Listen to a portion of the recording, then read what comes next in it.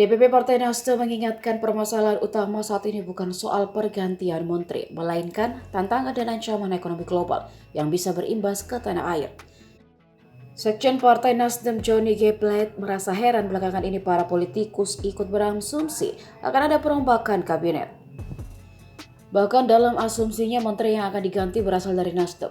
Padahal kebijakan reshuffle atau perombakan menteri merupakan ranah presiden. Namun kewenangan tersebut seakan ikut melekat saat memberikan asumsi.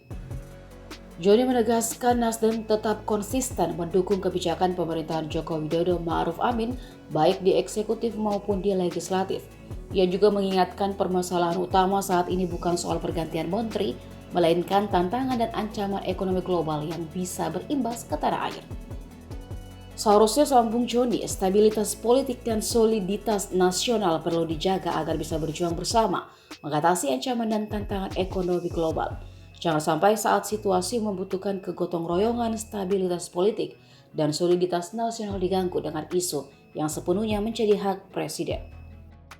Sebelumnya, Ketua DPP PDI Perjuangan Jarod Saiful Hidayat menyindir Menteri Pertanian Syahrul Yassin Limpo dan Menteri Lingkungan Hidup dan Kehutanan Siti Nurbaya perlu dievaluasi. Pertama dari segi kinerja, kedua soal partai. Untuk kinerja, Jarod yang duduk di Komisi 4 DPR belum melihat ada gebrakan yang dilakukan. Semisal terkait swasembada pangan, Presiden Joko Widodo menginginkan agar kedaulatan pangan dapat terwujud, namun tetap saja produksi masih tidak mencukupi.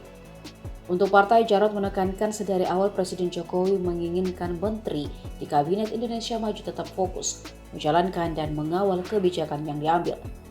Namun setelah Partai Nasdem mendeklarasikan bakal calon presiden di Pilpres 2024, ada kekhawatiran kinerja menteri dan Partai Nasdem sudah tidak fokus lagi mengabdi di pemerintahan Jokowi Ma'ruf Amin.